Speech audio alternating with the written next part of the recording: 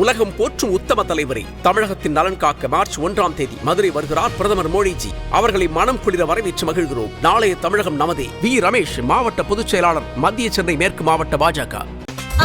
No compromise. உங்க சைடுலயும் எங்க சைடுலயும். It's a GT promise. GT Holidays, South India's #1 travel brand. இப்போது புதிய அறிமுகம் ஆச்சி ஹோட்டல் சாம்பார் 50 கிராம் ரூபாய் 20 மட்டுமே. என்ன காரணத்துக்காக ஓபிஎஸ் திமுக சேர்த்திருக்காங்க? ஓபிஎஸ்க்கு வேற இடம் கிடையாது. அவர் ஒரு பெரிய லீடர், ஒரு 3 டைம் சிஎம். இதெல்லாம் வந்து எவ்வளவுக்கு எவ்வளவு உண்மையோ அவருக்கான டேக்கர்ஸ் வந்து இன்னைய தேதிக்கு வேற ஆள் கிடையாது. தாவேகா போலான்னு பார்த்தா how Sengottaiyan is being treated அங்க அப்படின்ற ஒரு பேச்சு வேற ஒண்ணு இருக்கு. திராவிட இயக்க வரலாறிலேயே இன்னொரு சீஃப் மினிஸ்டர் ஒருத்தர் சீஃப் மினிஸ்டரோட தலைமை ஏற்றுக்கொண்ட ஒரு வரலாறுல இடம்பெற்று தனக்கான ஒரு தனி அத்தாரிட்டியை வந்து ஹிஸ்டரி புக்ஸ்ல ஒரு பண்ணிக்கிட்டாருன்னு தான் சொல்லணும். நடுநாயகமாக ஓபிஎஸ் இருக்காரு. ஒரு பக்கம் வந்து தங்க தமிழ்ச்செல்வன் இருக்காரு, இன்னொரு பக்கம் அண்ணன் சேகர்பாபு இருக்காரு. கிட்டத்தட்ட எப்படி இருக்குன்னா, யாரெல்லாம் எங்களை திட்டிட்டு இருந்தீங்களோ நீங்க போய் தனியா எங்களை சப்போர்ட் பண்ணுங்கன்ட்டு XCADMK எல்லாரையும் ஒரு ஸ்வீட் ரிவெஞ்ச் ஸ்டாலின் எடுக்கிற மாதிரி இருக்கு. வந்தா சும்மா வரமாட்டாங்க. முன்னாள் முதல்வர் ஒரு மிகப்பெரிய அங்கீகாரத்தை திமுக எதிர்பார்த்து வந்திருப்பாரு. என்ன ஆஃபர் பண்ண போறாங்க? என்னுடைய அனுமானம் ஒன்று ஒரு சபாநாயகருக்காக சொல்லப்படலாம், ஒன்று துணை பொதுச் செயலாளர் வரைக்கும் போகலாம், இல்லை ஒரு மினிஸ்டர் பிளஸ் அவங்க சொல்ற கேண்டிடேட்ஸ்க்கான சீட்ஸ் வரைக்கும் போகலாம். கல்லர் கன்சாலிடேஷன் வந்து அதிமுகவை நோக்கி நகரக்கூடிய வாய்ப்பு டிடிவி மூலமா இருக்கும் பொழுது மறவர் கன்சாலிடேஷன் பண்ணலாம். ஒரு ராம்நாடு, தேனி இந்த சைடு வந்து ஓரளவு தங்களுக்கான எட்ஜ் கொடுக்குற ஒரு இதை எடுக்கலாம் அப்படின்ற ஒரு ஸ்ட்ராங் ஹோல்டும் இருக்கு.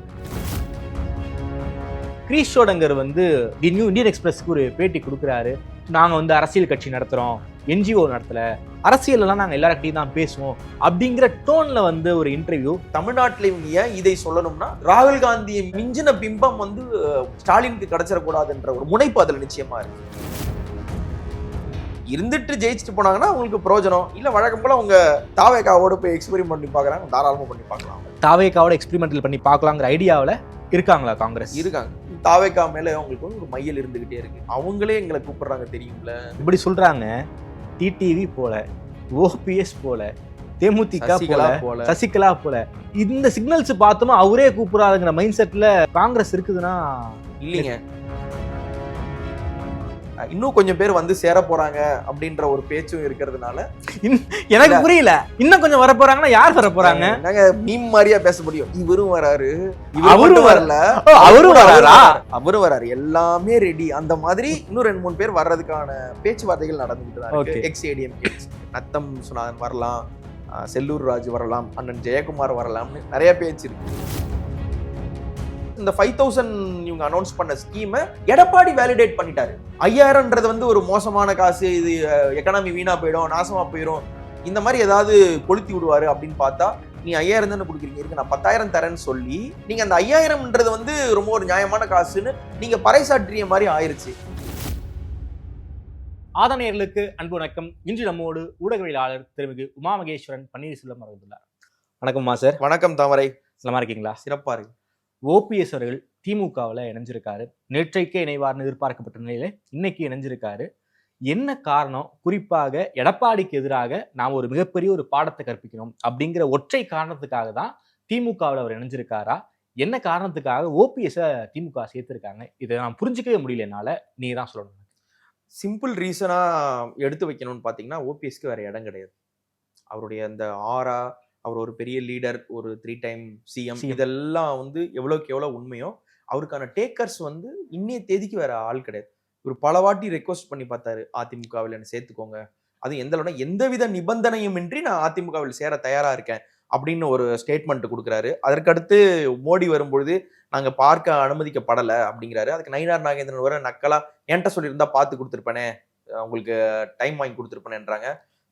என்னை நீ சீன் ஜோன்ல விட்டுட்ட, 2 ப்ளூ டிக் இருக்கு, ஆனா நீங்க என்னைய கண்டுக்கவே இல்லை. இந்த மாதிரியான ஹியூமிலியேஷன்ஸ் தொடர்ந்து நடந்துகிட்டே இருந்தது உண்மை. தாவேகா போலான்னு பார்த்தா how Sengottaiyan is being treated அங்க அப்படின்ற ஒரு பேச்சு வேற ஒண்ணு இருக்கு. ஸ்கோப் கிடையாது. தாவேகா பாஸ்கரன் அந்த கையெழுத்து போடும்போது ஒரு என்ன நடக்கணும் உங்களுக்கு தெரியும். அந்த சீன் நடந்துச்சா?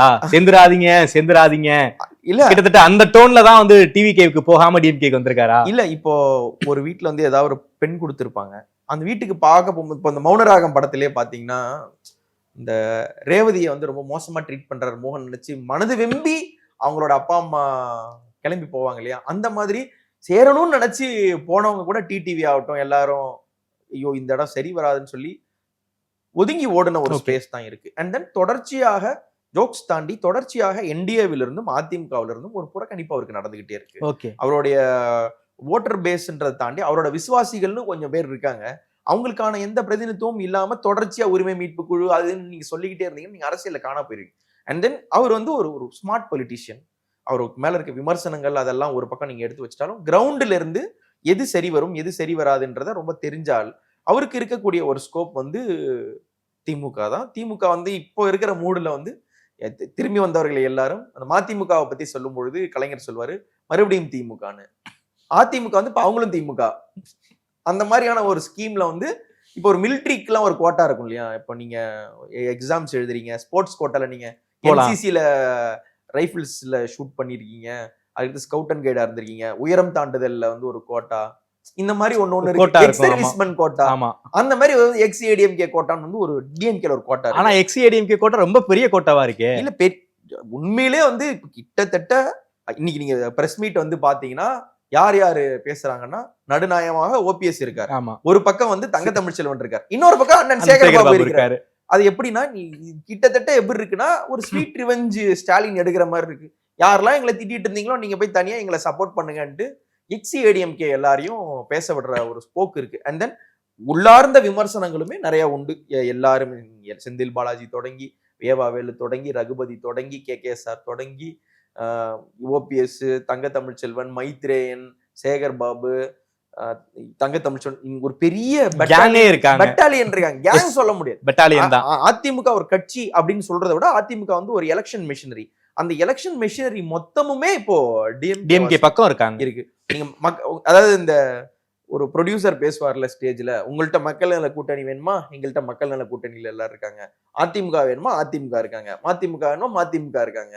நீங்க இன்னும் என்னென்னலாம் கட்சிகள் இருக்கோ அவங்க எல்லாருக்குமான ஒரு நல்ல ஒரு புகலிடம், ஒரு சரணாலயம். இந்த ராஜா சின்ன ரோஜா படத்துல வந்து ரஜினிகாந்த் சின்ன குழந்தைங்களோட போவார் இல்லையா, அந்த மாதிரியான ஒரு பெரிய அண்ணன் ரோல அவர் எடுத்துக்கிட்டாரு. ரொம்ப மெக்னானிமஸா இருக்காரு. என்ன காரணம் அது? ஏன் வந்து ஒரு ஓட்டு கூட எதிர்கட்சிகளுக்கு போயிடக்கூடாது அப்படிங்கிற பயமா, இல்லது ஒரு 3 முறை முன்னாள் முதல்வராக இருந்தவர் அவர் நான் அரவணைச்சுக்கிட்டேன் அப்படிங்கிற அந்த ஸ்பேஸுக்காக ஸ்டாலின் ஆசைப்படுறாரா? இல்ல, இது ரெண்டுமே உண்மை. இது எல்லாம் தாண்டி வந்து ஸ்டாலினோடைய ஸ்டேட்மெண்ட்ஸ் வந்து நீங்க பாத்தீங்கன்னா தமிழ்நாடு வெர்சஸ் என்டிஏ. எஸ் அச்சா, it was never DMK versus NDA. அப்போ தமிழ்நாடு வெர்சஸ் என்டிஏன்றத வந்து என்டிஏவை முற்றிலும் புறக்கணிக்க ஓரணியில் தமிழ்நாடு அப்படின்ற அந்த ஸ்டேட்மெண்ட்டுக்கு வலு சேர்க்க, நீங்க தமிழ்நாடுன்னு சொன்னதுக்கு அப்புறம் நீங்க யாரை வேணா சேர்த்துக்கலாம், நீங்க யாரை வேணா கொண்டு வந்துக்கலாம், யாரை வேணா நீங்க அரவணைச்சுக்கலாம். நான் வந்து தமிழ்நாட்டினுடைய நியூமரோ யூனோ லீடர், நான் தான் தமிழ்நாடு, தமிழ்நாடு தான் நான் அப்படின்ற அந்த நேஷனல் பிம்பத்துக்கான ஒரு ஒர்க் நடக்குது. இந்த எலெக்ஷன் எல்லாமே 2026 நோக்கி தான் என்றாலும் கூட இது 2026 மட்டும் மையப்படுத்தின மூவ்ஸ் எதுவுமே இல்லை. 29 நோக்கிய மூவ் எல்லாமே, அதாவது சிவசேனாவுடைய சாம்னா பத்திரிகை வந்து ஸ்டாலினை முன்மொழிவதாகட்டும், கார்த்திக் சிதம்பரம் வந்து வேற யாராவது ராகுல் காந்தி அல்லாமல் வேற யாராவது வர்றதுக்கான வாய்ப்பு இருக்குன்னு சொல்றது, மணிசங்கர் ஐயர் சொல்றதாகட்டும், மம்தா பானர்ஜிக்கு நிகராக ஸ்டாலினுக்கான ஒரு தேசிய பிம்பம் கொடுக்கக்கூடிய வேலை நடக்கிறது. இன்னைக்கு அரவிந்த் கெஜ்ரிவால் ரிலீஸ், அதாவது அவர் சொன்ன ஸ்டேட்மெண்ட், தமிழ்நாடு ஸ்டாலின் அவர்கள் எனக்கு வந்து ரொம்ப ஒற்றுமையா இருந்தாரு, உறுதுணையா இருந்தாரு அப்படிங்கிற மெக்னானிமஸ அவரும் வெளிப்படுத்தியிருக்காரு. 2Gல எந்த அளவுக்கு திமுகவை ஹவுண்ட் பண்ணாங்கன்னு நீங்க எடுத்தீங்கன்னா, பாஜக பண்ணதை விட காங்கிரஸ் பண்ணதை விட காங்கிரஸை விட ஒரு சிட்டிகை அதிகமாக பண்ணது வந்து அரவிந்த் கெஜ்ரிவால். அவங்க அந்த 2G விஷயத்தை எவ்வளவு ப்ளோ பண்ணாங்க, எவ்வளவு பெருசாக்குனாங்கன்னு தெரியும். ஆனா அவங்க சொல்லக்கூடிய ஸ்டேட்மெண்ட் வரைக்கும் இது வருது அப்படின்னும் பொழுது ஒரு நேஷனல் லுக் கொடுக்கறதுக்கான, இல்ல நேஷனல் ஐடியா எங்களுக்கு இருக்கு அப்படின்றதுக்கான ஃபீலர்ஸ் கொடுக்கறதுக்கான ஒரு ஸ்கோப் இருக்கு. அதன் மூலமா என்னன்னா, என்னை எதிர்த்தாரும் கூட அந்த அறிஞர் அண்ணா சொல்வார் இல்லைங்களா, கல்லை எறிந்தவர் எல்லாருமே கனத்த மாலையோடு உங்களை பார்க்க வரக்கூடிய விசித்திர புதிதான் அரசியல் அப்படின்னு அண்ணா சொன்ன கூற்றுப்படி யார் யாரெல்லாம் உங்களை எதிர்த்தார்களோ, யார் யாரெல்லாம் உங்களை வசைப்பாடினார்களோ அவர்கள் எல்லாம் என்னுடைய தலைமையை ஏற்றுக்கொண்டார்கள் அப்படின்னு அவர் பறைசாற்றக்கூடிய இடத்துல அதை அவரை நோக்கி பொசிஷன் பண்ண போனார். இது இன்னும் ஒரு ஃபார் ஸ்டெப்பா சொன்னா ஊப்பிடுவீங்க.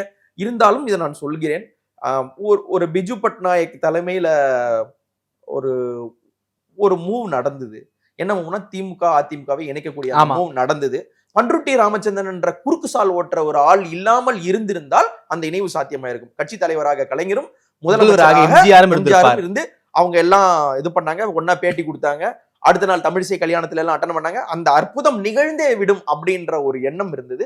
கலைஞர் வாஸ் சோ மெக்னானிமஸ், நான் வந்து அவரை ஒரு முதலமைச்சர் அவரே இருந்துட்டு போட்டோன்னு திமுகவுடைய கொடியாக அதிமுகவுடைய கொடியை ஏத்துக்கிறன்ற அந்த மெக்னானிமிட்டி இருந்தது. கலைஞருக்கு அப்போ ஆட்சி அதிகாரம் என்பதை எல்லாம் தாண்டி அண்ணா உருவாக்கிய அந்த கட்சி வந்து எந்தவித சீர்கேடுகளும் இல்லாமல் எந்தவித சிதிலமும் அடையாமல் முழுமூச்சாக ஒற்றைப்படையாக இருக்க வேண்டும் என்ற கலைஞருடைய பெருங்கனவை வந்து இத்தனை வருஷம் கழிச்சு ஸ்டாலின் ஒரு விர்ச்சுவலாக நிறைவேற்றுவார் என்பதை வந்து அவர் எதிர்பார்த்திருக்க மாட்டார். அதை நோக்கிய ஒரு மூவ் இருக்கான்னா நிச்சயம் ஒரு மூவ் இருக்கு. ஓகே, அந்த மூவ் இருக்குன்னு சொல்லலாம். இந்த கூட்டணி கட்சிகள் எதுவுமே வந்து இப்ப உள்ள இருப்பாங்க, இருக்க மாட்டாங்க, விசிகா இருப்பாங்க, இருக்க மாட்டாங்க, இதெல்லாம் வந்து எலெக்ஷன் அரித்மெட்டிக்ல மாறலாம். ஆனால் எலெக்ஷன் அரித்மெட்டிக்ன்றதை தாண்டி இப்போ நெடுஞ்செழியன் வந்து வேற கட்சியில இங்க இருந்து அங்க இருந்து சேர்ந்தது இருக்கு. ஆனா சட்டப்பேரவைக்கு முதலமைச்சராக போன ஒரு ஸ்கோப் வந்து கிடையாது. ஆனா நான் முதலமைச்சர்னு 2 தசாப்தங்களில் முதலமைச்சராக இருந்த ஒருத்தரை நான் கூப்பிட்டு என்னுடைய கொடை கொற்றத்தின் கீழ் சேர்த்துக்கிறேன்றது வந்து திராவிட இயக்க வரலாறிலேயே ஒரு சீஃப் மினிஸ்டரோட தலைமை ஏற்றுக்கொண்ட ஒரு வரலாறுல இடம்பெற்று தனக்கான ஒரு தனி அத்தாரிட்டியை வந்து ஹிஸ்டரி புக்ஸ்ல ஒரு பண்ணிக்கிட்டாருன்னு தான் சொல்லணும். இது I'm not singing in praise of Stalin வாழ்க, ஸ்டாலின் பெரிய லீடர், இதெல்லாம் ஒரு பக்கம் இருக்கட்டும். ஆனா இந்த டைமிங் ஆஃப் த மூவ் இருக்கு இல்லைங்களா, இந்த மூவ் வந்து இந்த ஒரு சின்ன பாசிபிள் வேலை எந்த அளவுக்கு எடப்பாடியையும் டேமேஜ் பண்ண முடியும் அது பண்ணலாம். இந்த மூவ் இவர் எடுக்கிறதுக்கு ரொம்ப நேரம் ஆயிருக்காது. இதுக்கான விதைகள் எங்க துவப்பட்டதுன்னா, ஜெயலலிதா இறந்து போன சமயத்துல ஒரு படி குனிஞ்சி இறங்கி கை கொடுத்து இவர் தூக்குற ஒரு பாயிண்டில் அவங்களுடைய அந்த இணக்கம் தொடங்கி இருக்கு. அதற்கு முன்னாடி நான் முதலமைச்சரை சந்திக்க போறேன், இவர் சந்திச்ச முதலமைச்சர்கள் எல்லாம் பாத்தீங்கன்னா, இவர் ஓபிஎஸ் முதலமைச்சரா இருக்கும்போது ஸ்டாலின் எதிர்கட்சி தலைவராக போய் திமுக ரெப்ரசன்டேட்டிவா சந்திச்ச நிகழ்வுகள் எல்லாம் இருக்கு. அவரோட மனைவியை இழந்து வாடிய நேரத்துல போன சூழல்கள் எல்லாமே இருக்கு. அதெல்லாம் தாண்டி சசிகலா அவர்களாலேயே ஒருவர் பார்த்து கொண்டும் சிரித்து கொண்டும் பேசிக்கொண்டும் அப்படின்னு சொல்லக்கூடிய அளவுக்கான அந்த ரேப்போ வாஸ் தேர் ஆல்வேஸ். நம்மளுக்கு எனக்கு ஓபிஎஸ் உள்ள வர்றதுல சில டிஃபரன்சஸ் இருக்கு. ஏன் கூட்டு வராங்க, எதுக்கு பழைய ஆட்களை கூட்டு வராங்க. ஆனா ஸ்டாட்டிஸ்டிக்கலா சில விஷயங்கள் நீங்க பாத்தீங்கன்னா, தென் மாவட்டங்கள் ஒரு 51 மாவட்டங்கள் வச்சுக்கோங்க. ஓகே, நீங்க டெல்டா 46 50 வச்சுப்போம், 45 வச்சுப்போம். சற்றேறக்குறைய 90-91 இடங்கள்ல வந்து ஒரு 76 வந்து திமுக ஜெயிச்சிருக்காங்க. ஆமா, திமுக பொறுத்த வரைக்கும் எனக்கு தெரிஞ்சு ஒரத்தநாடு, அதுக்கப்புறம் வந்து வேதாரண்யம், அதுக்கப்புறம் காமராஜ், மொத்தம் 3 இடங்கள் தான் நினைக்கிறேன் இல்லையா. இப்போ இதுல ஒரு 76 இடங்கள் இந்த இடத்துல வந்து திமுக ஜெயிச்சிருக்காங்க அப்படின்னும் பொழுது ஓபிஎஸோட வருகை வந்து அந்த மீதி இடத்தை பிரிட்ஜ் பண்ணக்கூடிய ஒரு ஹெல்ப் வந்து கண்டிப்பா பண்ணும். இது ஒன்று. பிரிட்ஜே பண்ணலனா கூட உங்களுக்கு ஒரு மாதிரியான கலர் கன்சாலிடேஷன் வந்து அதிமுகவை நோக்கி நகரக்கூடிய வாய்ப்பு டிடிவி மூலமா இருக்கும் பொழுது மறவர் கன்சாலிடேஷன் பண்ணலாம். ஒரு ராம்நாடு, தேனி இந்த சைடு வந்து ஓரளவு தங்களுக்கான எட்ஜ் கொடுக்கிற ஒரு இதை எடுக்கலாம் அப்படின்ற ஒரு ஸ்ட்ராங் ஹோல்டும் இருக்கு. நீங்க கருப்சாமி பாண்டியன், அழகிரி இவங்க எல்லாம் இருந்த சமயம், ஆலடி அருணா, இவங்களுக்கு பின்னாடி வந்து எனக்கு தென் தமிழ்நாடு, நெல்லை எனக்கு எல்லை, அதற்கு மேல நமக்கு தொல்லை அப்படின்னு சொல்லக்கூடிய ஸ்டேட்மெண்ட் இருந்தாலும் கலைஞரே சொல்லியிருக்காரு. சவுத்துக்கு இவங்களுக்கு பிரசன்ஸ் இல்ல இல்லையா. அந்த டவுன் சவுத்துக்கான பிரசன்ஸை வந்து கொஞ்சம் கொஞ்சமா எஸ்டாப்ளிஷ் பண்ணி நகர்ந்து போயிட்டு இருக்கக்கூடிய ஒரு மாஸ்டர் செஸ் பிளேயரா தான் நான் ஸ்டாலின் இதுல பார்க்கிறேன். இந்த வகையில வந்து ஒரு சீஃப் மினிஸ்டரா இருந்தவரே என்னை ஏத்துக்கிட்டாருன்றது வந்து ஃபெதர் இந்த கேப் அவங்களுக்கு, அதுல எந்தவித மாற்றும் இல்லை. அண்ட் தென் ஒரு எடப்பாடிக்கு எதிரான ஓட் பேங்க் நிச்சயம் இருக்கு. எடப்பாடிக்கு எதிராக இருக்கு, எல்லா இடத்துலயும் இருக்கு. அந்த எடப்பாடிக்கு எதிராக இருக்கிற ஓட் பேங்கை வச்சுதான் டிடிவி, ஓபிஎஸ் இவங்களை வச்சுதான் அண்ணாமலை வந்து இதுவரை பாஜக பெறாத ஒரு நம்பரை வந்து அவர் பெற்று காட்டியது வந்து எடப்பாடிக்கு எதிராக இருக்க ஓட் பேங்கை கிளவரா டேப் பண்ணார்.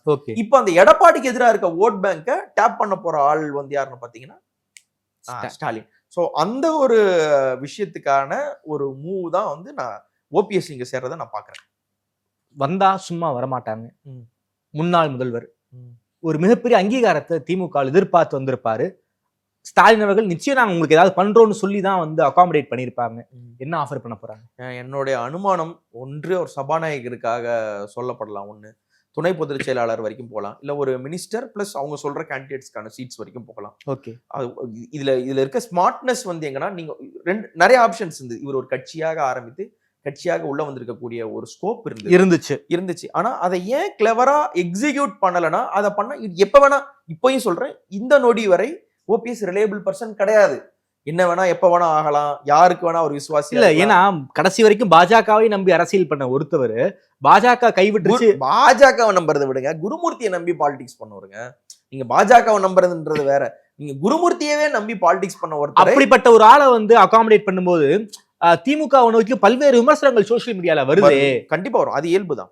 திமுகவை நோக்கி நீங்க மைத்ரேயனை சேர்த்துக்கிறீங்க, அதே போல எஸ்வி சேகரை சேர்த்துக்கிறீங்க, இப்போ ஓபிஎஸ் சேர்த்துக்கிறீங்க. நேரடியா சேரல, ஆனாலும் இல்ல அது இருக்கு. அதான் நான் சொல்றேன், இதுல இந்த விமர்சனங்கள் வரும். எனக்கு அந்த விமர்சனங்கள் இருக்கு. இங்கே இருக்கக்கூடிய இன்ஹரண்டான டிஎம்கே பீப்புளுக்கு, டிஎம்கேல கஷ்டப்பட்டு பாடுபடுறவங்களுக்கு, பெரிய ஜாதிய பின்புலமோ பண பின்புலமோ இல்லாத இருக்கிறவங்களுக்கு ஒரு வாய்ப்பு மறுதளிக்கப்படுறதுன்ற அந்த உளக்கொதிப்பு நிச்சயமா திமுக இருக்கு. ஆனால் நான் திமுகவினுடைய தலைவர் மட்டுமல்ல, நான் தமிழ்நாட்டின் தலைவர் என்ற அண்ணா போன அந்த பாயிண்டை நோக்கி ஸ்டாலின் போறார் நான் நம்புறேன். ஓகே, நீங்க கலைஞரை வந்து கலைஞர் எங்க தலைவர்னுவாங்க, அதாவது தமிழை ஏற்றுக்கொண்டவர்கள் எல்லாருமே கலைஞர் எங்க தலைவர்ன்றவாங்க. நீங்க காளிமுத்து வந்து பாத்தீங்கன்னா அவர் கலைஞரை வந்து என் திட்டாத இதெல்லாம் இருக்காது, ஆனால் அந்த ஒரு தமிழ்ன்ற ஃப்ராண்ட்ல காளிமுத்து வந்து கலைஞர் ஏத்துக்குவார், ஜெயக்குமார் கலைஞரை ஏத்துக்குவார், எம்ஜிஆர் கலைஞர் ஏத்துக்குவார். அவர் ஒரு தமிழுக்காக போராடுற ஒரு வெட்டரனா பாக்குற எல்லாருமே அவங்க ஏத்துக்குவாங்க இருக்கீங்களா? இப்போ பிஜேபின்ற ஒரு பிகர் ஃபோர்ஸை எதிர்க்கிறதுக்கு என்னோட பொலிட்டிக்கல் டிஃபரன்சஸ் அசைட் என்னால போயிட்டு வந்து ஸ்டாலினை ஏத்துக்க முடியும், நான் ஸ்டாலினை ஏத்துக்கிறேன்னு சொல்றது வந்து அவங்களுக்கு ஒரு சேஃப் ஸ்பேஸா இப்ப இருக்கு. ஓகே, சோ அந்த சேஃப் ஸ்பேஸ் உருவாக கேரளானா இவர் தான், தமிழ்நாடுனா இவர் தான், எல்லா இடத்துலயும் சொல்லும் பொழுதும் வந்து என்ன சொல்றாங்கன்னா, நீ உங்களுக்கு வந்து வெஸ்ட் பெங்கால் கீழ் படியவே படியாதுன்றாங்க. அடுத்து இங்க வந்து தமிழ்நாடுன்னு தானே சொல்லணும். திமுக ஏன் சொல்றாங்க தமிழ்நாடு உங்களுக்கு தலைகுனியாதுன்னு சொல்றதை விட வெஸ்ட் பெங்காலும் திமுகவும் உங்களுக்கு தலைகுனியாது அப்படின்னு சொல்லும் பொழுது அந்த தமிழ்நாடை தாண்டிய ஒரு திமுக க்ளோ கொடுக்கறது வந்து ஸ்டாலினோட இந்த சின்ன ஜெஸ்டர்ஸ் தான் நான் சொல்லுவேன். சோ அந்த இத ஒரு யுனானிமஸா ஏற்றுக்கொள்ளப்பட்ட லீடர் அப்படின்ற அந்த பதத்துக்கு பொருந்துகிற மாதிரி ஸ்டாலின் தன்னை 2029க்கு தகவமைத்துக் கொள்கிறார் நான் சொல்றேன். சோ என்ன, எதற்காக தகவமைத்துக் கொள்கிறார்? குறிப்பாக இந்தியா கூட்டணி தலைமை தாங்கலான்னு கேட்கப்பட்ட கேள்விக்கு கலைஞர் போலவே என் உயரம் எனக்கு தெரியும்னு சொல்றாரு. அது ஒரு ஸ்மார்ட் ஆன்சர். அது என் உயரம், அவங்க உயரம் அவங்க எல்லாருக்குமே தெரியும்னா, அது அவர் உயரம் அவருக்கு தெரியும்னா, அவரால் என்ன கேப்பபிள், என்ன பண்ண முடியும்ன்றது வந்து அவங்களுக்கு வந்து நிச்சயமாக வந்து தெரியும். ஒருவேளை 96-97 இருந்த மாதிரி தேவகவுடா, ஐக்கிய குஜரால் இந்த மாதிரி வந்த மாதிரி நிறைய பேர் வரக்கூடிய ஒரு சென்ட்ரல் ஆட்சி அமையும் பட்சத்தில் இவருக்கான ஸ்கோப் இல்லாமல் இல்லை. இவங்க எல்லாருமே ஃபோர்சி பண்றது என்னன்னா, மோடியும் அமித்ஷாவை நகர்ந்த பின்னாடி ஃபட்னாவிஸை இவங்க வந்து பிஎம் கேண்டிடேட்டா சொல்றாங்க, இல்ல யோகி ஆதித்யநாத் சொல்றாங்கன்னா இவங்களுக்கு ஒரு ஸ்கோப் இருக்குன்னு நீங்க திடமா நம்புறாங்க. ஓகே, அந்த ஸ்கோப் இருக்கும் பொழுது அதை மேக்சிமம் கேபிட்டலைஸ் பண்ணிக்க ராகுல் காந்தி அல்லாத முகங்களை நிறுத்துங்க அப்படின்ற குரல்கள் வலுப்படும் பொழுது அவங்களுக்கு வேற பெரிய ஸ்ட்ராங் இண்டி கூட்டணி லீடர்ஸ் வேற யார்? அப்போ அந்த ஒரு ஸ்கோப் இருக்கிறத வந்து எங்களுக்கு வேணான்னு தட்டி விடுற இடத்தில் திமுக நிச்சயமாக இல்லை. ஓகே, கண்டிப்பா இருக்கு. அது இல்லாம இல்லவே இல்லை. ஏன் இதை திரும்பவும் சொல்றேன்னா, இவங்க காங்கிரஸ் ஆகட்டும் பாஜக ஆகட்டும், இந்த போர்ட்போலியோ என்னென்ன portfolio that DMK was holding எல்லாமே பவர்ஃபுல் போர்ட்போலியோஸ். அவங்க மத்தியில ஆட்சியில இருக்கும்பொழுது என்ன பவர் இருக்கு, என்ன ஒரு ஆளுமை இவங்களுக்கு இருக்கு, என்ன ஒரு கிரிப் இவங்களால ஸ்டேட் மேலையும் கண்ட்ரியோட முக்கியமான போர்ட்போலியோஸ் மேலையும் எடுக்க முடியும்ன்றத பார்த்த கட்சி வந்து திமுக. அப்ப அதுக்கு இன்னொரு வாய்ப்பு வருதுன்னும் பொழுது அவங்க போகாம எல்லாம் இருக்க மாட்டாங்க. 2004-9 பிளம் போர்ட்போலியோ வச்சிருந்தாங்க திமுக. எல்லாமே உங்களுக்கு நிறைய இருந்தது. உங்களுக்கு கோல்டன் குவாடிலேட்டர்ல வந்து தங்க நாற்கரம் கிடைச்சது, முக்கியமான ஐடி கிடைச்சது, டெலிகாம்ல ஒரு பெரிய ஸ்பேஸை உருவாக்குனாங்க, நிறைய இருந்தது. இந்த ₹1 டெலிபோன் பூத்துல இருந்து எல்லா விதமான எக்ஸ்பெரிமெண்டலான, இன்னும் சொல்ல போனா 92-93 அந்த எல்பிஜி அலோவ் பண்ண பின்னாடி, பிரைவேடைசேஷன் பின்னாடி அதை வந்து காங்கிரஸ் டேப் பண்ணதை காட்டிலும் அந்த 2004 சமயத்துல வந்து அந்த ஐடி பூமை வந்து திமுக கம்யூனிகேஷன் செக்டாரை திமுக கேபிட்டலைஸ் பண்ண மாதிரி வேற எந்த தேசிய கட்சியுமே அல்லது இந்தியாவில் இருக்கக்கூடிய வேற எந்த மாநில கட்சிகளுமே பண்ணல. அவுட் பண்ணல. அப்போ அதை பண்ண முடியும். அப்போ இருந்த திமுகவை விட இப்ப இருக்கிற திமுக இன்னும் ஒரு ஆளுமை நிறைந்த திமுகவா இருக்குன்னும் பொழுது அவங்க அதை நோக்கி போவாங்க. அதற்கான முஸ்தீபுகள் தான் இப்ப நடக்கிறது எல்லாமே. Okay sir. அதே போல திமுக காங்கிரஸ் கூட்டணி என்னதான் பிரச்சனை?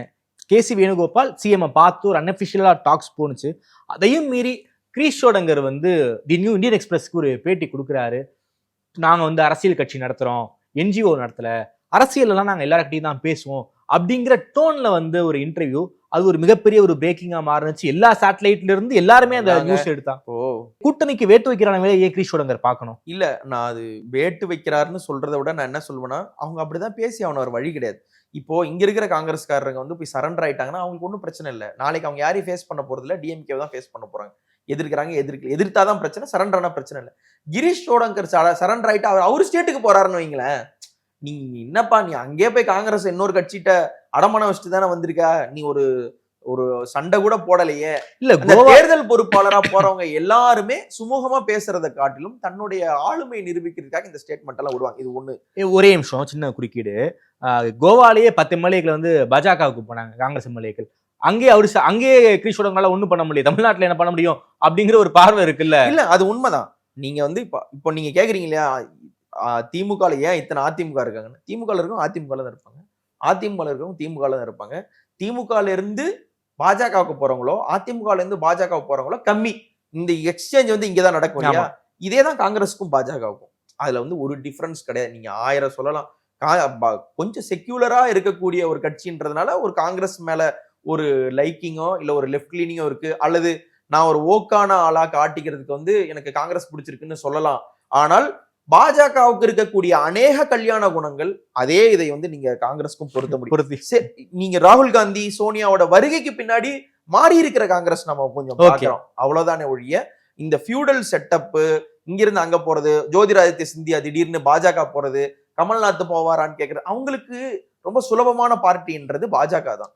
சோ அது அவங்க பழக்கப்பட்டவங்க. அவங்களுக்கு இந்த கோவால அவங்களால அதை கண்டெயின்லாம் பண்ணிருக்க முடியாதுதான்.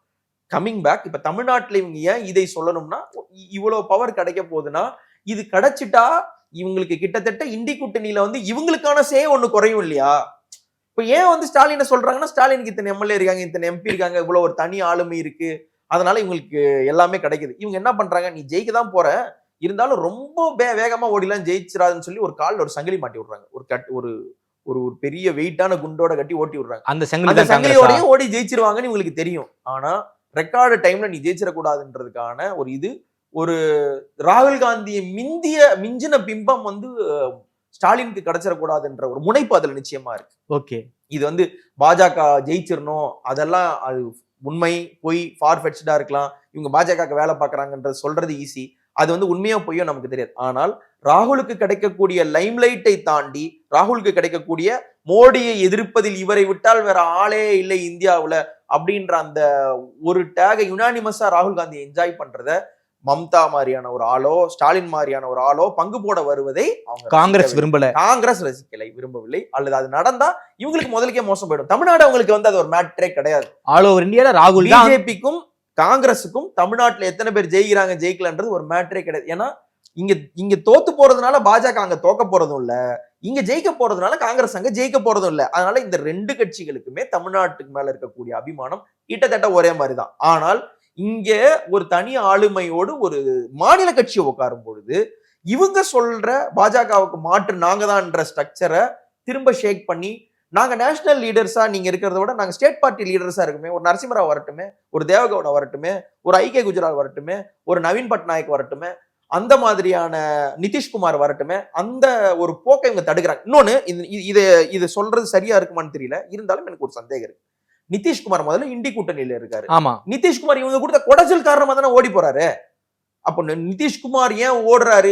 நீங்க ஏதோ ஒரு குடைச்சல் கொடுக்குறீங்க ஓடுறாரு. அண்ணன் தேஜஸ்வி தான் ஜெயிக்க போறாருன்னு எல்லாரும் சொல்லிட்டு இருந்தாங்க. அங்க குடைச்சல் நீங்க என்ன குடைச்சல் கொடுத்தீங்க அவங்களுக்கு? அப்போ யார் யாரெல்லாம் தேசிய அரசியல்ல ஒரு விஸ்வரூபம் எடுத்து ரைசிங் ஸ்டாரா வராங்களோ அவங்களை மட்டுப்படுத்துற வேலை தான் காங்கிரஸ் பாக்குறது. சோ அதனாலதான் பீகார்ல 61 சீட் கண்டிப்பா. வேற என்ன சொல்வீங்க? நீங்க முன்னாடியே அனௌன்ஸ் பண்ணி தேஜஸ்வி தான் இங்க ஒரே ஆள், நாங்க எந்த ஷேரிங்க்கும் வரல, எதுக்கும் வரல, தேஜஸ்வி பின்னாடி அணிவகுப்பு நின்று தான் இன்னைக்கு பீகாரோட நிலைமை வேற இல்லையா? அண்ட் தென் எஸ்ஐஆர் மாதிரியான ஒரு விஷயத்தால ஓட்ஸ் நிறைய குறைஞ்சிருக்க, கோடி லட்சத்துல ஒட்டுமொத்தமா நிறைய ரொம்ப சிக்னிபிகண்டான ஓட்ஸ் அடி வாங்கி இருக்கிற நேரத்துல, எப்பயும் இல்லாததை விட பாஜக பணபலத்தோடையும் படைபலத்தோடையும் எல்லா ஏஜென்சியும் கையில வச்சிருக்கக்கூடிய அந்த நேரத்துல, எக்கானமி பயங்கரமா கிரம்பிள் ஆயிருக்கக்கூடிய அந்த நேரத்துல இவங்க வந்து மறைமுகமாக ஏதோ ஒரு வகையில் பாஜகவுடைய அந்த நெரேட்டிவ்க்கு தூபம் போடுறாங்க. ஓகே, அது ஒரு புறம் இருந்தாலும் அதை தாண்டி தங்களுக்கு கிடைச்சிட்டு இருக்க லைம் லைட் வந்து இன்னொருத்தர் என்ஜாய் பண்ணிடக்கூடாது, இன்னொருத்தர்ன்றதை விட மாநில கட்சிகள் என்ஜாய் பண்ணிடக்கூடாது. அந்த இன்னொருத்தர் பிரச்சனை கிடையாது. இன்னொருத்தர் வந்து அவங்களுக்கு இப்ப கெஜ்ரிவால்ல வந்து இவங்க ஏதாவது குடைச்சல் கொடுக்குறாங்களா பாருங்களேன். காங்கிரஸ் கெஜ்ரிவாலுக்கு குடைச்சல் கொடுக்குது அப்படின்னு நீங்க எங்கேயாவது ரொம்ப பாத்துருக்கீங்களா? பெருசா ஒண்ணும் இருக்காது. காங்கிரஸ் நோய் நொச்சு பண்றாங்க அப்படின்னு. ஆனால் ஏன் மாநில கட்சிகளாக இருக்கும்போது மட்டும் நீங்க ஒரு குடைச்சல் கொடுக்குறீங்க? அதாவது நான் ஹிந்தி ஸ்பீக்கிங் ஸ்டேட்ஸ், நான் ஹிந்தி ஸ்பீக்கிங், நான் பிராமின், டிராவிடியன் அல்லது ப்ரோ லெஃப்ட் லீடர்ஸ்க்கு மட்டும் ஏன் இந்த குடைச்சல் எப்பயும் காங்கிரஸ் கொடுத்துக்கிட்டு இருக்காங்க? அப்போ நீங்க உங்களுக்கு ஹிந்தி சுப்ரீம் அப்படின்ற மைண்ட் செட் உள்ள ஆட்கள் உட்காந்துட்டு தமிழ்நாடுன்ற ஸ்டேட்ல என்ன நடக்கணும், எத்தனை பவர் ஷேரிங் வரணும், எத்தனை பேர் வரணும்னு தீர்மானிக்கிறத தமிழ்நாடு ஒரே ஒரு நாள் கூட அலோவ் பண்ணாதுன்றது வந்து அங்க புரிஞ்சுக்க லேட் ஆகும். இருந்துட்டு ஜெயிச்சுட்டு போனாங்கன்னா அவங்களுக்கு பிரயோஜனம் இல்ல. வழக்கம் போல அவங்க தாவேக்காவோட போய் எக்ஸ்பெரிமெண்ட் பண்ணி பாக்குறாங்க, தாராளமா பண்ணி பார்க்கலாம். தாவேக்காவோட எக்ஸ்பெரிமெண்டல் பண்ணி பார்க்கலாங்கிற ஐடியாவில் இருக்காங்களா காங்கிரஸ்? இருக்காங்க. ஒரு செட்டா இல்ல அந்த செட்டுங்கிறது ஒரு செட்டா இல்ல மேப்? ஒரு செட்டு. எல்லாருக்குமே உள்ளூர் ஆசை இருக்கு. ஆனால் பிராக்மேட்டிக்கா இருக்கிறவங்க ஸ்டாலின் கூட இருக்காங்க. எல்லாருக்குமே அந்த ஆசை இருக்கு. ஆனா இந்த மாஸ்டர் படத்துல ஒரு ஒரு 2 பேருமே வில்லன்னா பவானி வந்து ஒருத்தர் மிரட்டுவாங்க, லாரி ஓனர். ஆமா, இப்போ உங்க கூட இருக்கவங்களாம் உங்களுக்கு விசுவாசி கிடையாது, நான் வந்து எக்ஸ்ட்ராவா அவங்களுக்கு வேண்டியதை நான் கொடுத்தேன்னா உங்களுக்கு எதிராகவே அவங்க பேசுவாங்க பாப்பீங்கன்னா, இது விசுவாசமான கூட்டம் அப்படி இப்படி பில்டப் கொடுப்பாரு. அப்புறம் வந்து 5 லட்சம் 10 லட்சம் 20 லட்சம் 30 லட்சம் 40 லட்சம் ஏறும்பொழுது அண்ணா சும்மா இருங்க, அண்ணன் ஏதோ சொல்லிட்டு இருக்காருன்னு இல்லையா? ஆமா, அந்த மாதிரி ஸ்டாலினோடைய அந்த ஒரு ஸ்டேச்சர் இப்ப வந்து எப்படி இருக்குன்னா, இவர் ஏதாவது பேச என்ன ஆகுது, அண்ணா நீங்க சும்மா இருங்கண்ணே, ஸ்டாலின் சொல்றதா கரெக்ட்னு விஜய் வசந்த் வந்து கிரீஷ் சோடங்கர் சொல்றது சொந்த கருத்து அப்படிங்கிறாங்க. அப்போ எப்பா நீ பேசுறத பேசிட்டு போயிடுவேன், நாங்க இங்க இருந்து இல்ல அரசியல் பண்ணணும். அப்போ பீட்டர் அல்போன்ஸ் கடைசி வரை கலைஞருக்கு எப்படி ஒரு பிரியமான ஒரு ஆளா இருந்தாரோ, நாராயணசாமி அங்க எப்படி கலைஞர் மீது ஒரு தீரா பற்று கொண்டவர்கள் இருந்தாங்களோ, அந்த மாதிரி இட்ஸ் ஓகே, நான் ஸ்டாலின் கூட நிக்கிறதுல வந்து எனக்கு எந்த தடையும் இல்ல. ப. சிதம்பரமே அந்த மைண்ட் செட்ல தான் இருக்காரு போல இருக்கு. நான் அதை ஏத்துக்கு தயாராயிட்டேன் அப்படின்ற பாயிண்ட நோக்கி ப. சிதம்பரம், கார்த்தி சிதம்பரம், செல்வ பெருந்தகை, விஜய் வசந்த் இவங்க எல்லாருமே போறாங்க. இவங்களுக்கு ஆகாத செட்டு தான் இன்னொரு பக்கம் குறுக்குசால் ஓட்டுற செட்டு. அதுதான் அந்த பிரவீன் சக்கரவர்த்தி, மாணிக்க தாகூர், கிரீஷ் சோடங்கர், அப்புறம் அந்த யாருன்னே தெரியாத வருங்கால தங்கபாலுக்கள், வருங்கால ராமமூர்த்திகள், அவங்களாம் தான் கொஞ்சம் கத்திட்டு இருக்கு.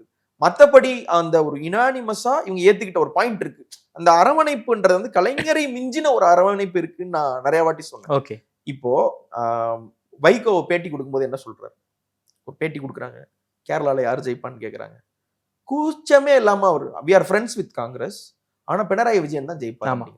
அப்போ they don't care about Congress. இங்க இருக்கிறதுனா இருங்க, நீங்க இருந்தா வெல் அண்ட் குட், அது ஒரு நல்லெண்ண அடிப்படை. அந்த மைண்ட் செட் கூட்டணி கட்சிகளுக்கும் வந்துருச்சு, திமுகவுக்கும் வந்துருச்சா? திமுகவுக்கு வந்ததாலதான் கூட்டணி கட்சிகளுக்கு வருது. ஸ்டாலினுக்கு அந்த மைண்ட் செட் இல்லைன்னா ராஜகண்ணப்பன் ஒரு நாள் அப்படி பேச போறது கிடையாது. நீங்களாம் அமைதியா இருக்கிறத வாங்கிட்டு போங்க, கூட்டணியில எதுவும் ஷேர்லாம் உங்களுக்கு ஒன்றும் கிடையாது, கூட்டணி ஆட்சியெல்லாம் கிடையாது. அவங்க சொல்ற அந்த ஸ்டேட்மெண்ட், அதற்கடுத்து தானே வந்து கிளாரிஃபை பண்றாரு. ஒரு தனியார் நிகழ்வுல வந்து என்ன சொல்றாரு, எங்களுக்கு கூட்டணி ஆட்சி ஒத்து வராதுன்னு சொல்ற அந்த ஸ்டாச்சர் கிட்டத்தட்ட வந்து நான் சொல்லிட்டதுக்கு அப்புறம் இதற்கு மேல மறு பேச்சு கிடையாதுன்னு ஒரு டான் விட்டோ கார்லியோனி ஸ்டாச்சர்ல அவர் சொல்லிட்டு போயிடுறாரு. சோ இதற்கு மேல அங்க பேசுறதுக்கு ஒண்ணுமே இல்லைன்ற பாயிண்ட் நோக்கி போகுது. ஆனாலும் தாவேக்கா மேல அவங்களுக்கு வந்து ஒரு மையல் இருந்துகிட்டே இருக்கு. அது என்னன்னா, அவங்களே எங்களை கூப்பிடுறாங்க தெரியும்ல, அவரே கூப்பிடுறாரு தெரியும்ல அப்படின்னு. இது என்ன சொல்றதுன்னு தெரியல. அப்படி சொல்றாங்க. டிடிவி போல, ஓபிஎஸ் போல, தேமுதிக போல, சசிகலா போல இந்த சிக்னல்ஸ் பார்த்தோமா அவரே கூப்பிடுறாருங்கிற மைண்ட் செட்ல காங்கிரஸ் இருக்குதுன்னா இல்லைங்க. நான் என்ன சொல்வேன்னா, ஒரு இடத்துல வந்து இப்ப நம்ம சில மார்க்கர்ஸ் எல்லாம் வச்சிருப்போம் இல்லையா, கிளாஸ்ல சிலர்லாம் வச்சிருப்பாங்க. இப்போ சம்பந்தமே இல்லாத ஒரு சில உங்க கிளாஸ்ல வந்து சில சிம்போசியம்லாம் அட்டன் பண்ண போவாங்க. இந்த சிம்போசியம் போறான்னா கலர்ஃபுல்லா ஏதாவது பாக்குறதுக்காக போறான். இவன் கிளம்பி இந்த இடத்துக்கு போறானா அந்த இடத்துல வந்து நல்ல சாப்பாடு கிடைக்கும்னு போறான். இந்த மாதிரி வந்து நீங்க இத ஒரு ஜோக்கா இல்லாம ஒரு தமிழக அரசியலுக்கு நீங்க பொருத்தி பாத்தீங்கன்னா எங்க ஜெயிக்கிறாங்களோ அந்த பக்கம் சாஞ்சிருவாங்க. ஆமா. அப்போ ஃபீல்ட நல்லா ரீட் பண்ணவங்க வந்து இவங்களுக்கு திமுக பிடிச்சிருக்கு, திமுக தான் கிரேட்டு அப்படின்னு. இப்ப மதிமுக ஃபியூச்சர் எனி டைம் திமுக எங்களுக்கு வேணாம் அப்படின்னு சொல்ற, நாங்க குத்தப்பட்டோம் எங்களுக்கு தேவையில்லைன்னு சொல்ற ஒரு கட்சி தான். ஆனால் இந்த நேரத்துக்கு நான் திமுக கூட இருக்கேன் அப்படின்னு போறது வந்து அந்த நேரத்துல ஆதாயம் அடையிறதுக்கு கிரவுண்ட நல்லா ரீட் பண்ற கட்சிகள் இவங்க எல்லாரும். ஓகே. இந்த கிரவுண்டுக்கு என்னைக்குமே போகாத காங்கிரஸுக்கு, கிரவுண்டுனா என்னன்னே தெரியாத அந்த காங்கிரஸ்க்கு, இந்த 5 வருஷத்துல பாஜக எடுக்கிற எஃபர்ட்ல கால்வாசி கூட எடுக்காத காங்கிரஸ்க்கு இது தெரியாது. ஒரு கூட்டணி பேச்சுவார்த்தை நடத்தும் பொழுது இந்த கார்டை தூக்கி போட்டு நம்ம பார்கெயின் பண்ணக்கூடாதுன்ற ஒரு காமன் சென்ஸ் வேணும். ஓகே. ராகுலுக்கு ஒரு மிகப்பெரிய பிம்பம் இருந்தது. வயநாட்டுல நிக்கிறாங்க, நீங்க வயநாட்டுல மட்டும் நிக்கிறீங்க, தமிழ்நாட்டுல நில்லுங்க, காரைக்குடியில நில்லுங்க, நீங்க காரைக்குடியில ஸ்ரீபெரும்புதூர்ல நில்லுங்க, உங்க அப்பாவுக்கு ஒரு மோசமான விஷயம் நடந்த இடத்துல நீங்க யுனானிமஸா ஜெயிப்பீங்க, இல்ல கன்னியாகுமரியில நில்லுங்க அப்படின்னு சொல்லி நீங்க ஏங்க இங்க நிக்க மாட்டீங்கன்ற ஒரு கேள்வி இருந்தது. அதுவும் இல்லாம திமுக கிரவுண்ட் லெவல் கேடர்ஸ் வந்து ராகுல வந்து ஒரு திமுக காரராவே பார்த்தாங்க. நம்ம ஆல்பா அப்படிங்கிற டோன்ல பார்த்தாங்க. அடுத்து ஒரு வில்லேஜ் குக்கிங் சேனல் அவர் ஒரு யூடியூபர் அவதாரம் எடுக்கும் பொழுதும் பார்த்தாங்க. காங்கிரஸ் வரும்போது பாரத் ஜோடோ யாத்திரைக்கு இங்க வந்து காங்கிரஸை தாண்டி ராகுல் கூட போய் ஜாலியா நிப்போம் போன்ற ஒரு ஹீரோ பிம்பம். ஆமா. இப்ப அது அவங்க இதை வந்து உடைச்சு விட்ட வேலையை பார்த்தது யார்? திமுகவா பாஜகவா? தமிழக பாஜகவால முடியாத ஒரு விஷயத்த தமிழக காங்கிரஸ் வந்து பண்ணிருக்காங்க. ராகுலுக்குன்னு இருந்த அந்த ஒரு நம்மால் பான்ற பிம்பத்தை உடைச்சு விட்டாங்க. இல்ல, ராகுல் காந்திக்கு அந்த காலகட்டங்களில் சோசியல் மீடியால எவ்வளவு கிரேஸ் இருந்துச்சு நமக்கு தெரியும். இப்போ அந்த அளவுக்கான ஒரு இது இல்ல, ஒண்ணுமே இல்லை. நீங்க வந்து போனீங்கன்னா இவர் வந்து போனார்ன்ற அதிர்வலைகள் எதுவுமே இல்லாத மாதிரியான ஒரு ஸ்பேஸ வந்து காங்கிரஸ் தான் அவங்களுக்கே கொண்டு வந்து விட்டுக்கிட்டாங்க. 5ஆம் தேதி நம்ம வர மாதிரி இருந்துச்சு போல இருக்கு. ராகுல் காந்தி ட்ரிப்பை வந்து கேன்சல் பண்ணிட்டாருன்னு கேள்விப்பட்டேன். இந்த டாக்ஸ் இல்ல, ஒருவேளை கூட்டணி சீலாகும் பட்சத்துல அவங்க வந்துதான் ஆக போறாங்க. வரலன்னா ஒண்ணும் கிடையாது. அவங்க வர்றாங்க வரலன்றதை தாண்டி வரலன்னா என்ன நடக்கும்ன்றது வந்து கிரவுண்ட் லெவல்ல இருக்கக்கூடிய டிஎம்கே கேடர்ஸ்க்கு தெரியும். வரக்கூடிய 5ஆம் தேதி இந்த ராஜ்யசபா தேர்தலுக்கான கடைசி நாள். ஸோ அதை நாம வந்து ஒரு அப்பர் லிமிட்டா வச்சுக்கிட்டா கூட 5ஆம் தேதிக்குள்ளார தமிழ்நாடுடைய அரசியல் கூட்டணி, திமுகவுடைய அரசியல் கூட்டணி முழுமை பெற்று விடுமா? பெற்றுடும். ஏன்னா 5ஆம் தேதி அது, 6ஆம் தேதி மோடியோட வருகை, இது எல்லாம் நீங்க குரோனாலஜிக்கலா போனா 1ஆம் தேதி ஸ்டாலினோட பர்த்டே, அன்னைக்கு பிஎம் வராருக்கு. வேற என்னென்ன நடக்கும் ஏது நடக்கும் நீங்க பாத்துக்கலாம். அடுத்து 5ஆம் தேதி இந்த எலெக்ஷன்ஸ், இதற்கு அடுத்து 15க்குள்ளார இவங்க வேட்பாளர் லிஸ்ட் அனௌன்ஸ் பண்ணிடுவாங்க. டிஎம்கே நிச்சயமா 15ஆம் தேதி இவங்க சட்டேறக்குறைய லிஸ்டையும் சொல்லிடும். அப்படின்னும் பொழுது மார்ச் ஃபர்ஸ்ட் வீக் இந்த உமன்ஸ் டே ஒட்டி ஏதாவது ஸ்கீம் இன்னும் சொல்லக்கூடிய வாய்ப்பு கூட இருக்கு. ஸோ தேர்தல் விதிகள் வருவதற்கு சற்று முன்னாடி எல்லாத்தையுமே இவங்க ஃபைனலைஸ் பண்ணிடுவாங்க. இவங்களை பொறுத்த வரைக்கும் எலெக்ஷன் முடிஞ்சிருச்சு, அந்த மூடுல வந்து டிஎம்கே இருக்காங்க. ஆனா அதை சீல் பண்ணக்கூடிய இடத்துல இதுதான் என்னென்னதுதான் எந்த ஒரு கலாமிட்டியும் வந்துடக்கூடாதுன்றதுல ரொம்ப காஷியஸா இருக்காங்க. அந்த ஒரு முனைப்பு வந்து அவங்களுக்கு இருக்குன்றதுனால இன்னும் கொஞ்சம் பேர் வந்து சேர போறாங்க அப்படின்ற ஒரு பேச்சும் இருக்கிறதுனால எனக்கு புரியல, இன்னும் கொஞ்சம் வர போறாங்கன்னா யார் வர போறாங்க? நாங்க மீம் மாதிரியா பேச முடியும். இவரும் வராரு, அவரும் வரல, அவரும் வராரா? அவரும் வராரு, எல்லாமே ரெடி. அந்த மாதிரி இன்னும் 2-3 பேர் வர்றதுக்கான பேச்சுவார்த்தைகள் நடந்துகிட்டு தான் இருக்கு. எக்ஸ்ஏடிஎம்கே ஏதாவது ஹிண்ட் தர முடியுமா சார்? இல்ல, நத்தம் சுனாதன் வரலாம், செல்லூர் ராஜு வரலாம், அண்ணன் ஜெயக்குமார் வரலாம்னு நிறைய பேச்சு இருக்காது. யார் வரான்றது நமக்கு தெரியாது. ஓகே, கொஞ்ச நாள் முன்னாடி வரைக்கும் ஓபிஎஸ் வருவார்ன்றது புரளிதான், அது புரளியா தான் இருந்துச்சு, புரளியா தான் இருந்தாங்க. அது இங்க என்ன வேணா நடக்கலாம். அந்த மாதிரி இவர் வந்து ஜாயினே பண்ணிட்டார். அந்த மாதிரி இங்க என்ன வேணா நடக்கலாம். அந்த கடைசியா சரி எம்எல்ஏவா இருக்கிறவங்க இன்னும் கொஞ்ச நாள் எம்எல்ஏவா இருந்துட்டு கூட வரலாம், என்ன வேணா நடக்கலாம் அந்த சமயத்துல. அப்படின்னும் பொழுது you will have to wait and see. But whatever said and done, DMK ஒரு மாதிரி நல்ல ஒரு சேஃப் க்ரூசிங்க்கு போறாங்கன்றதான் சொல்லணும். டெல்டால வந்து ஓபிஎஸோட வருகை டெல்டாவில் வந்து ஒரு எட்ஜி உங்களுக்கு நிச்சயம் கொடுக்குது. தேமுதிகவோட வருகை மதுரையில வந்து ஒரு எட்ஜி உங்களுக்கு நிச்சயமா கொடுக்குது. அண்ட் தென் முன்னெப்பொழுதும் இல்லாத அளவுக்கு கொங்கு பகுதிகளில் வந்து திமுக வந்து ஒரு மாதிரியான ஒரு அசுர பலத்தோட இந்த வாட்டி நிச்சயம் என்றாகிறாங்கன்னு நான் நம்புறேன். ஒரு 7வது நிச்சயம் தொடுவாங்கன்றத வந்து நான் நிச்சயமா நம்ம ஃபார்ஃபெட்ச்டா தெரியலாம். ஆனா அதற்கான மெட்ரிக்ஸ் எல்லாம் பார்க்கும்பொழுது ஈஸியா தாண்டி போவாங்கன்ற மாதிரியான ஃபீலர்ஸ் அவங்களுக்கு வந்து ஈஸியா இருக்கு. ஸோ தேமுதிக வருவது, ஓபிஎஸ் வருவதுன்றது வந்து நீங்க கொள்கை அசைடு, இவர் நல்லவர் கெட்டவர் அசைடு எல்லாம் தாண்டி எலக்டோரலி நம்பர்ஸ் வைஸ் நீங்க பாத்தீங்கன்னா அட்வான்டேஜ் டிஎம்கே. இன்னொரு தகவல், உளவுத்துறை கொடுத்த ரிப்போர்ட் அது வந்து எல்லாருமே சொல்றாங்க ஒரு 160 கொடுத்துருக்காங்கன்னு நாம கேள்விப்படுறோம். தெரியாதுங்க, அது எல்லாமே சொல்லுவாங்கங்க.